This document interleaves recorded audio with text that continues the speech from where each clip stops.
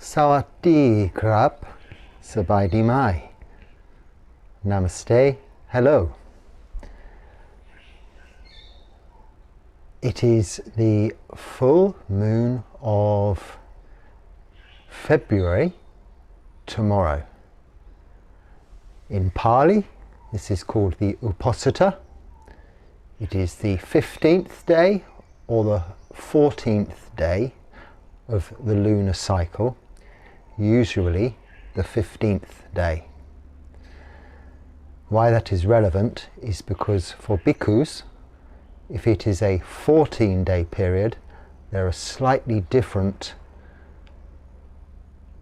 procedures in terms of our patimokkha, which is the special ceremony we hold on this, the equivalent of the Sabbath day in Buddhism, where we make our confessions to senior monastics and the Sangha, and also recite, or one monk, a very clever monk, I think, to remember it all, will recite the entire 227 rules of a bhikkhu in Pali, which takes about 40 minutes at ordinary speed.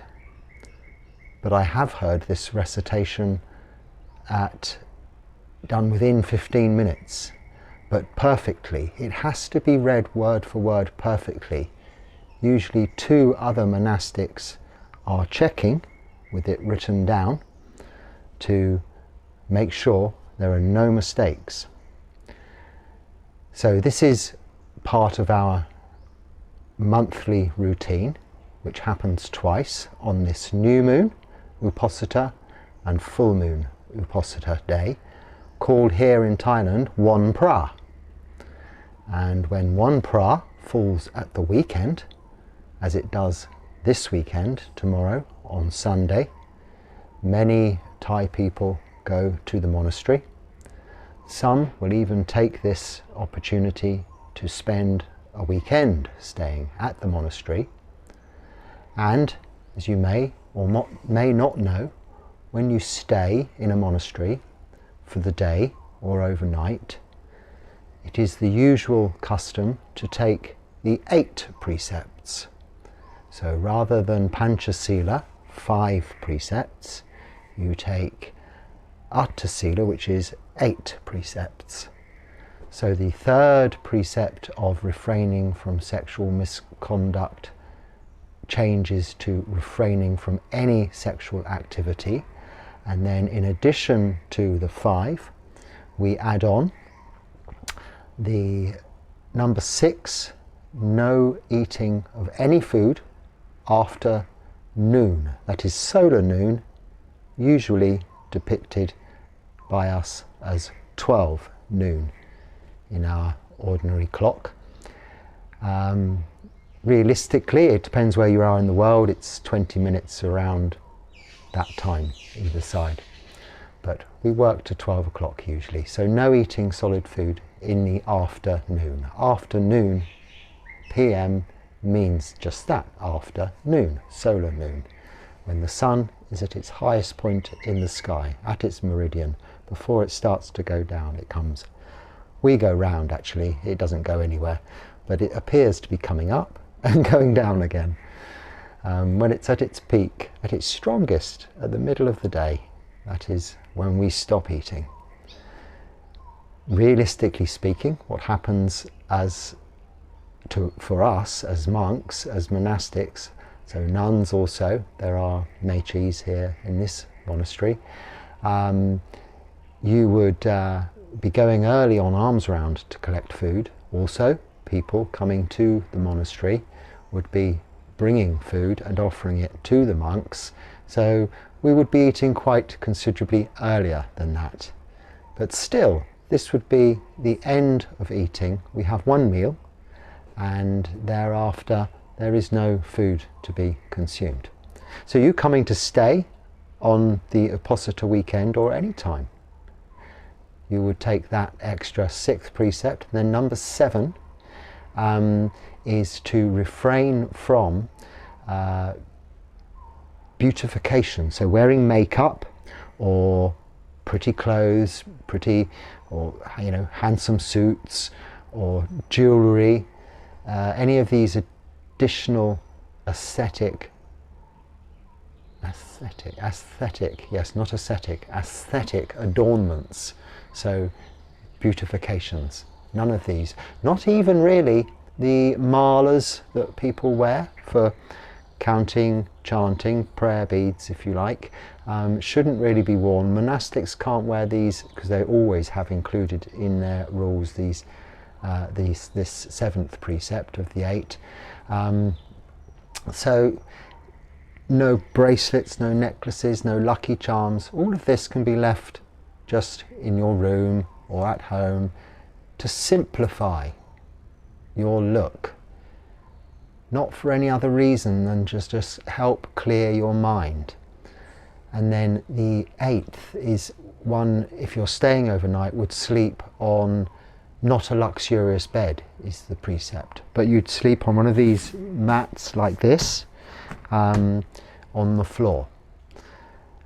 Maybe, I mean, the rule is quite specific in terms of the number of inches from the floor. It is implying basically don't have a big, comfortable, luxurious bed. Why? Because we are looking to sleep little, eat little, speak little. This is the basic principle behind monastic life in order for you to fulfill your potential of the practice of keeping moral virtue, practicing meditation, and developing the mind, wisdom, wholesome mental states, reducing unwholesome mental states. Now, if we keep our sleeping to just what we need, just enough, and if we keep our eating to just what we need, just enough, this assists with that. And then the simple look of just some plain clothes, usually you'd be bringing or be given to use some white or off-coloured white, just trouser and loose shirt top, covering you and comfortable for practicing sitting meditation, and also useful and practical for walking around the monastery, but all the same. So it doesn't matter what your background is, where you come from, who you are, what you are. You're all brothers and sisters in aging, sickness and death. We are all brothers and sisters in the Dharma. In previous lives, we could have been mother or father to the person sitting next to us. Countless times, the Buddha says. But you may be watching this video as a non-Buddhist. You may have never heard of Buddhism, or you may be watching this video as somebody who does not meditate, or maybe just is thinking about, well, this meditation sounds like a good idea. Could I try that out? And in which case, you've come to the right place. But what I talk about is Buddhist meditation.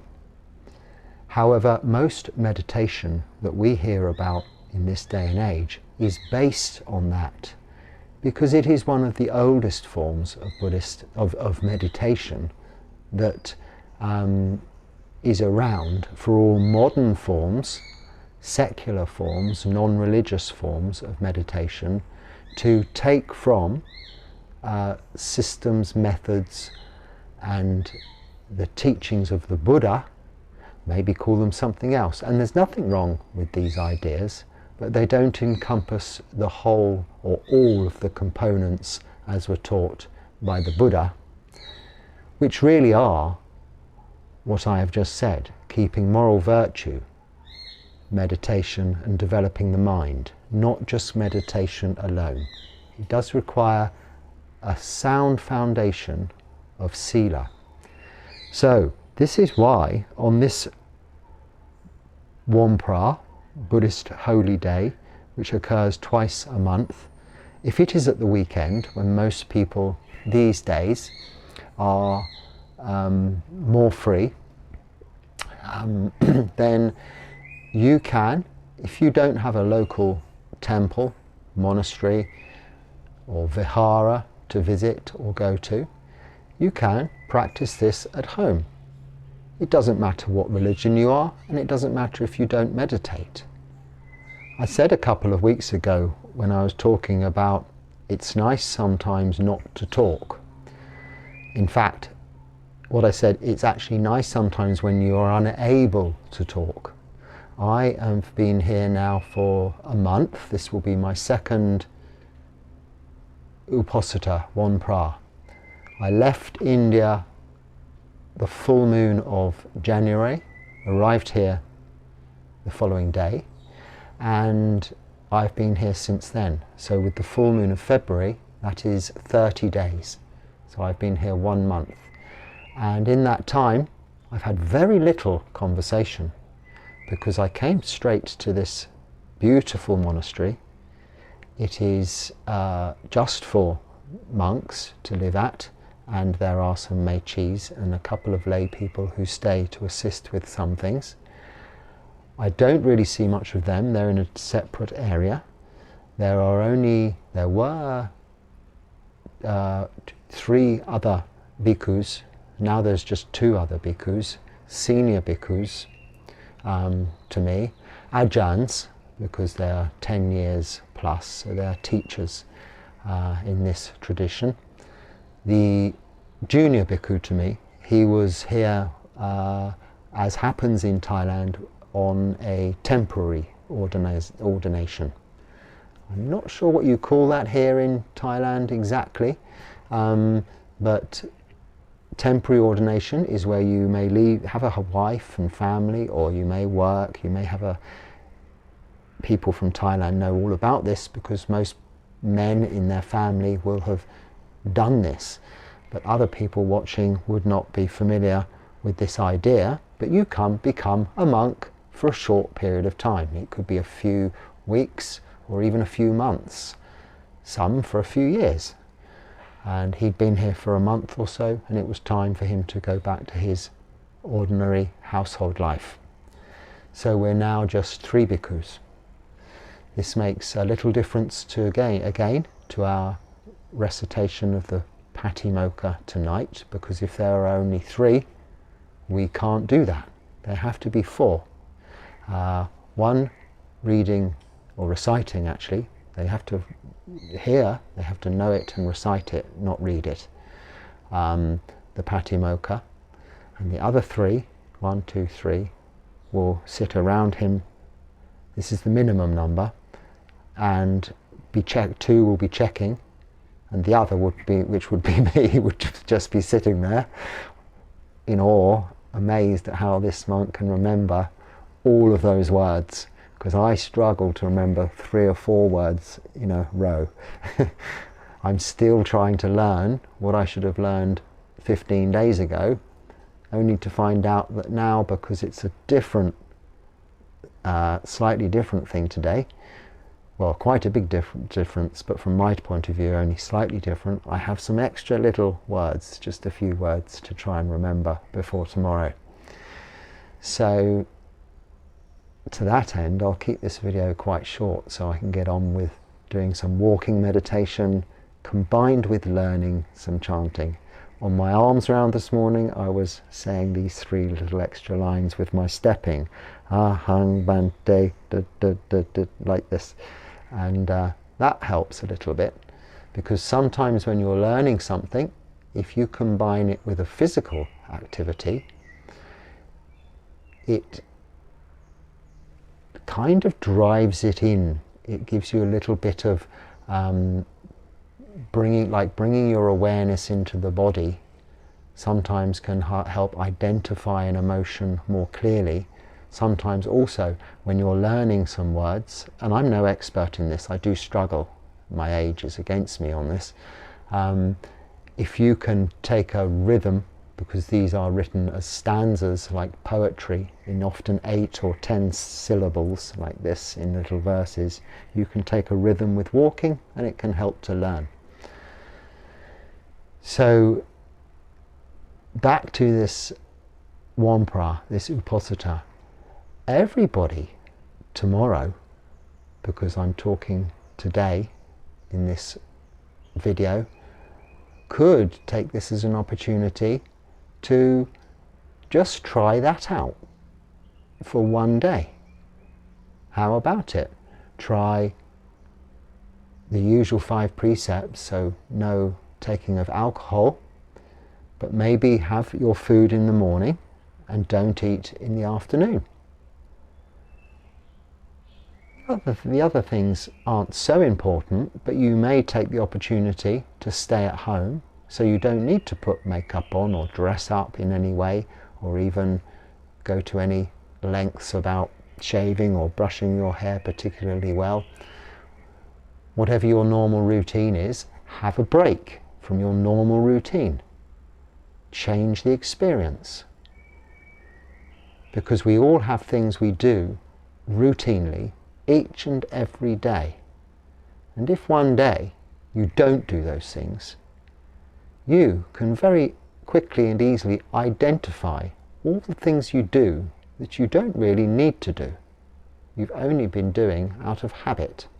So this is one good practical reason to change things around a little and try and uphold those 8 precepts. Now, if you're not ordinarily familiar with the 5 precepts, just quickly, they are no killing, no stealing, no sexual misconduct, no lying, and no taking of intoxicants. And just to remind you, if we make that 8, number 3 is no sexual activity whatsoever.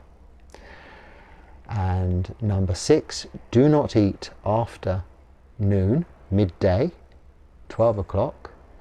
Number 7, no beautification and jewellery, dressing up necessary. And also in number 7, which I didn't include earlier, I forgot to mention, is no entertainment.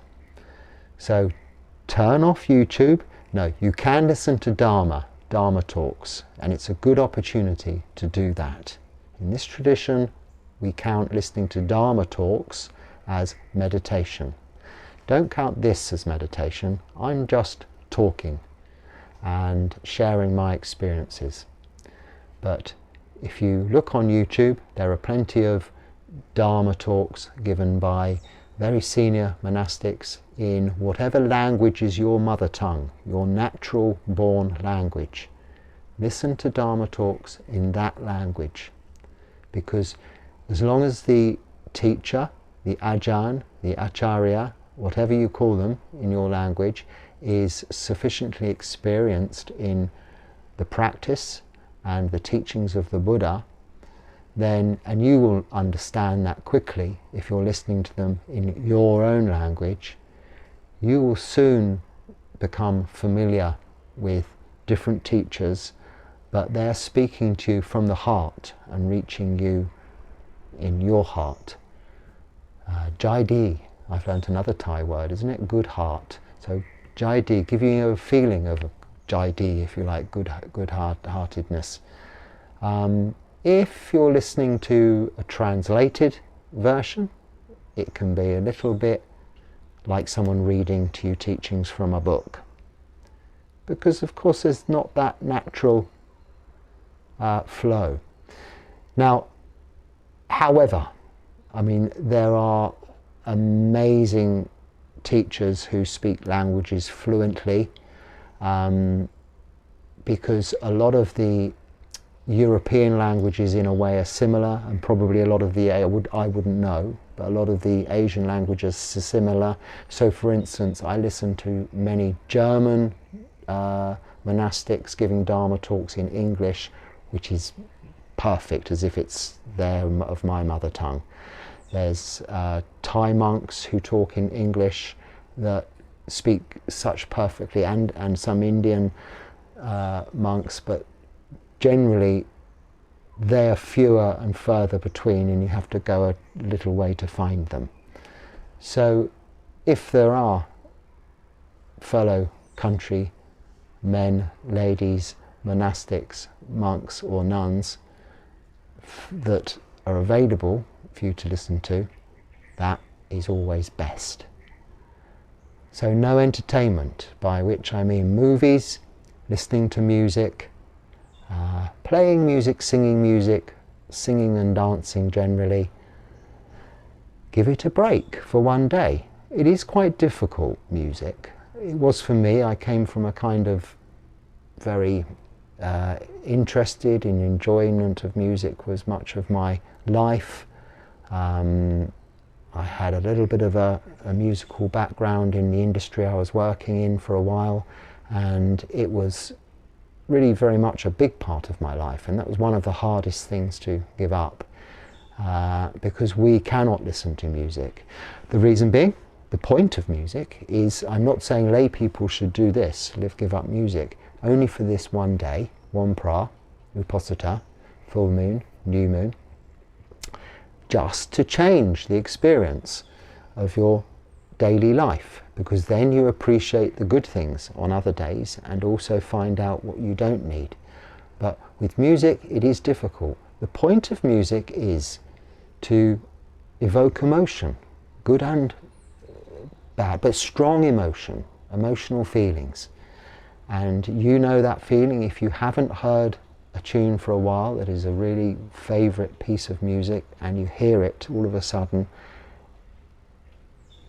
pure joy, or even a good sadness, if that makes any sense, like watching a movie with a very happy ending that brings tears to the eyes. I don't know how to explain this. This is like the feeling of joy and bliss one gets in the early stages of samadhi, you know, which you can get from a beautiful piece of music. But like I was talking about this scenario of samadhi being equated to a rice plant, a quick growing plant that's soon finished and gone, compared to, say, a mango tree which grows slowly and lasts and bears fruit for years to come. Listening to music is like that. It gives you this instant fix of pleasure. But then if you continue listening to that same piece of music over and over again all day long, it soon becomes quite irritating. Like that. So it loses its effect. And you have to keep searching for the next piece of music. And eventually you search and search and search, and you cannot actually find something good enough to replace it. So you have a break from it. When you come back to it, it is all the better. So that does no harm either. And that's part of the 7th precept. And in the day, if you're just doing it for a day, you probably won't be sleeping, so the sleeping arrangement doesn't matter too much. But if you're trying it for 24 hours, maybe sleep in a different room from your partner, sleep on the floor. If it's in the same room as your partner, it's good to try sleeping on the floor. I've slept on the floor now for much longer than I was a monk. I took the 8 precepts from the monastery where I was visiting in, I think 2000 and, no, I can't remember, but a long time ago, more than 8 years ago, 10 years ago. So I've been sleeping on the floor and not eating in the afternoon for that long, although I've only been a monk for a few years. So as a lay person, I did that. So it is possible. And I didn't do it for just the weekend. I did it at first just for the weekend by going to stay in a monastery. And then when I came out, I thought, oh, I'll carry on with this. I was living alone, so it's easy, and no family to, otherwise some things can be a bit awkward with family. You know, they might want to watch TV and you can't. So it was appropriate and suitable for me to do so, so I did that. But you can try it on just these days. So if you get the opportunity tomorrow, give that a go. Today I have our duties the day before, what we do as monks. the day before Uposatha is we shave our heads, and our faces and our eyebrows, and that's the only day we do that. No other days, just the day before the Wan Phra, the Uposatha. So every couple of weeks. I do shave my face occasionally too, but I don't think we're supposed to, technically. But I do look a bit of a scruff bag if I don't. I mean, it's nothing to do with it's not a beautification thing. We don't have mirrors at all, so I don't really know what I look like. I suppose I could watch these videos, but you can't see much. I only have phones, so. But yes, so I do shave my face because I feel a bit scruffy. I suppose that's a Western thing.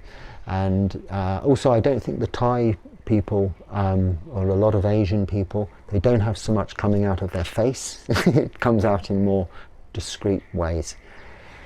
I'm talking nonsense, ignore me for a moment. But yes, the shaving thing is today, and we wash our robes. And the robes, this is why my robe is hanging here. And I wanted to talk about that.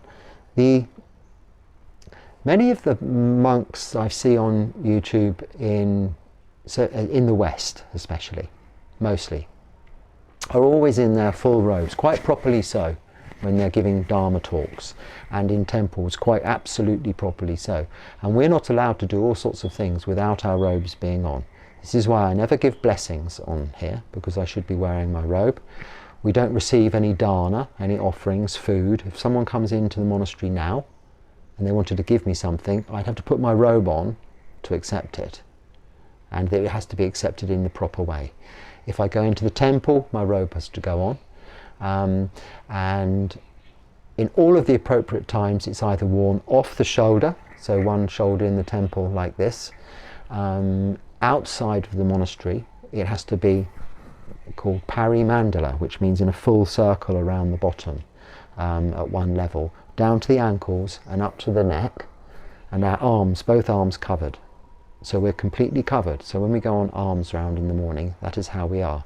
And if I have to go somewhere in another time or travel, this is how I have to be dressed outside of the monastery. And you may wonder and say, why do I see this monk? He sits there like hardly, barely dressed and not in his robes when he's talking. Well, I'm not giving an official Dharma talk, is one reason.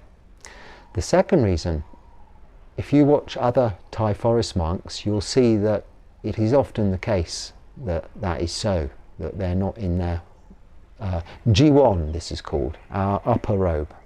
Not our outer robe, which is the sangati, which is the one that you see with the monks hanging over their shoulder. That is a double thickness robe, which is kind of used as an overcoat, but it's usually mostly ceremonial use in the temple for anything official. This afternoon, for the patimokkha, I will have the sangati. It has to be when we go to the monastery. Even though this shoulder's bare, you have this extra big, thick, warm one over this shoulder, whatever the temperature. That's the way it is. It's to remind ourselves that we have only these three robes: the sangati, the jiwon, the outer robe, and the sabong, this lower robe, which is the skirt.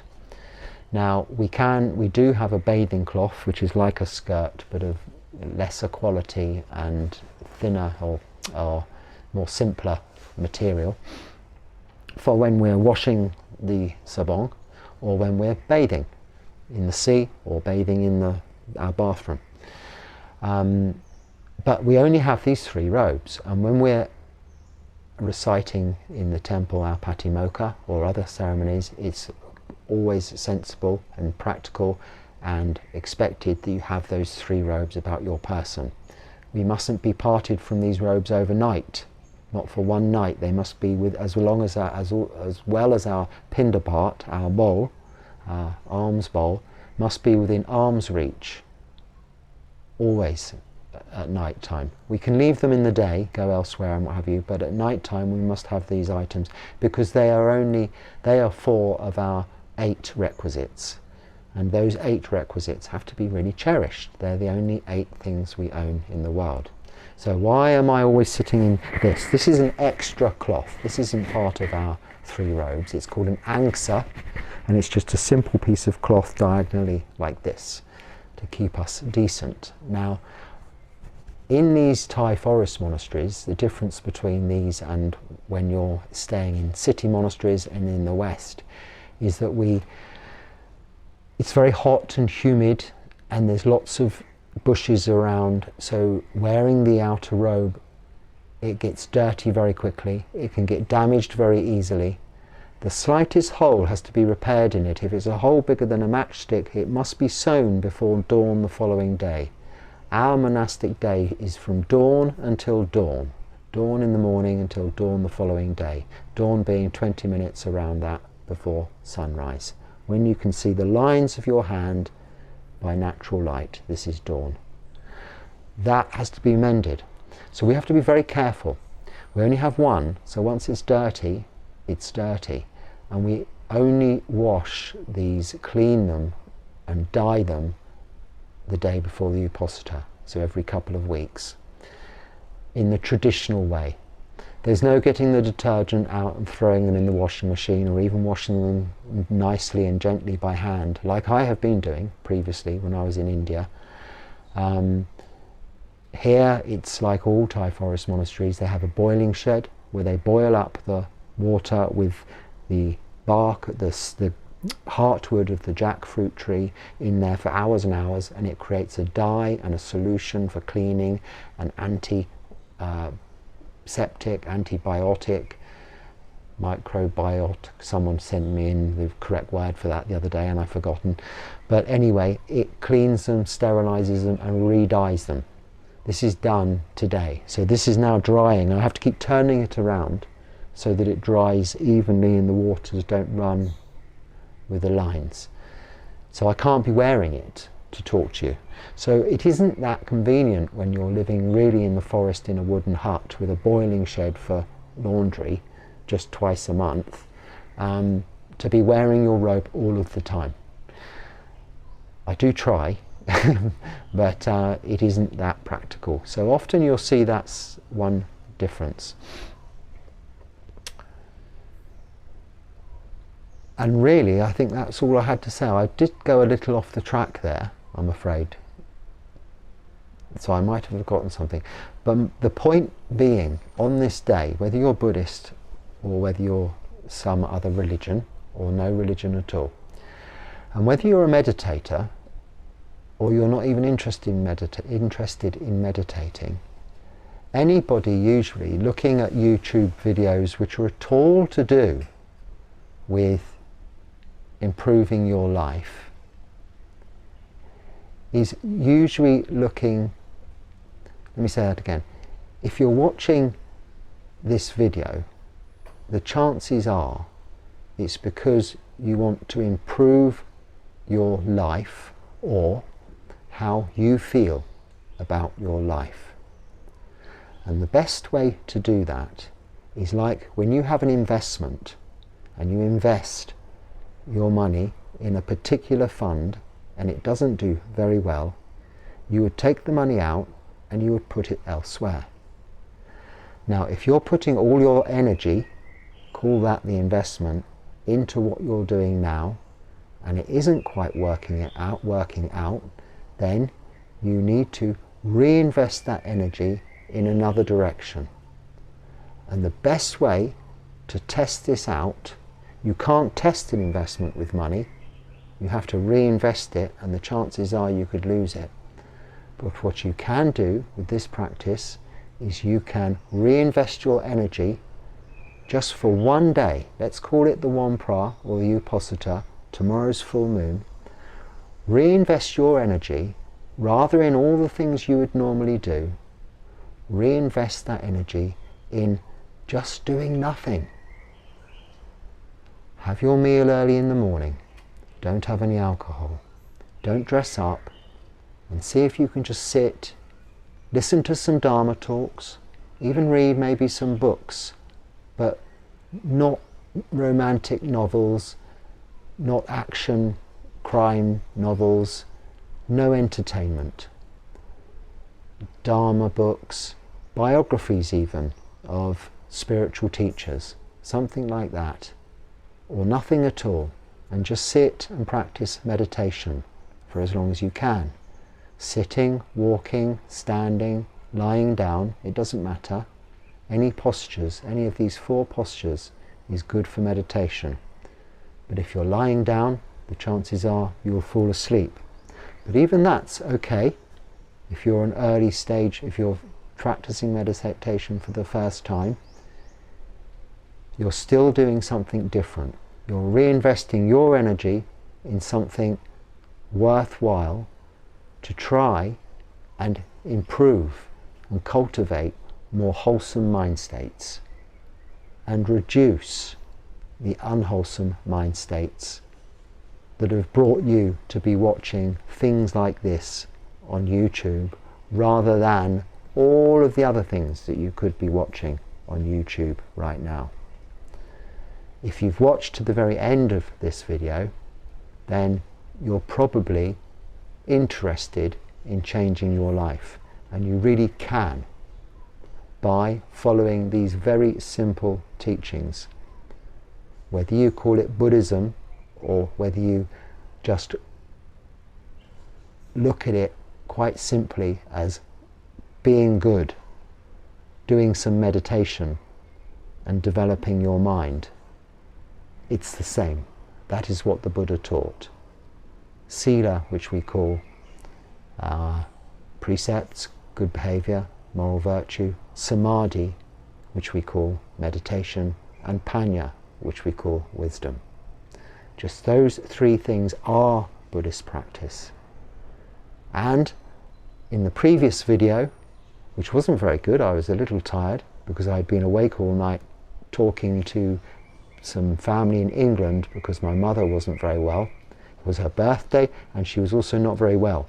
So I had a few people or my sister and my mother primarily, but it was a good time to talk to them. It was not such a good time here when you only sleep for 4 hours, because it was right in the middle of that 4 hours. So I had very little sleep. No excuse, but I did talk about the Eightfold Path in that video, so you could flick back to that. But that is dividing up Sila, Samadhi, Panya, those 3 things, into 8 specific ways to change your life. Or, look at it this way, change your investment to something more fruitful. So, try it out.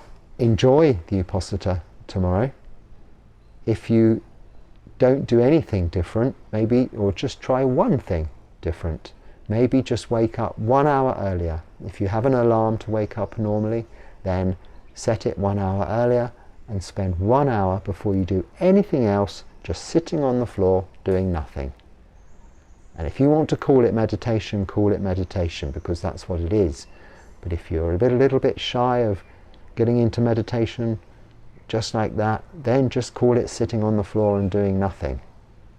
These are just words. And words don't mean anything. It's what you do that counts, and it's what you do that affects how you feel. All of your actions through body, speech and mind, wherever they are directed, to whomever they're directed, always come back to affect you. So if you only put out positive actions of body, speech and mind, you will only get back positivity. This is how we explain karma. It just means action. Good actions of body, speech and mind will result in good feelings for you and all beings. So with that, I will end this little talk today. I will say, Sabbe Sata Sukhi Hotu, may all beings be happy, may all beings be well. I will say Sawati Krab and Chokdi to those here in Thailand listening, and Namaste to those in India, and goodbye, good luck, and may you be happy, may you be well to everywhere else whom may be listening. And if you don't understand what I'm saying, you can get captions up and translate it into whatever language you like, but how that really reads I cannot imagine. So goodbye for now. Namo Buddhaya.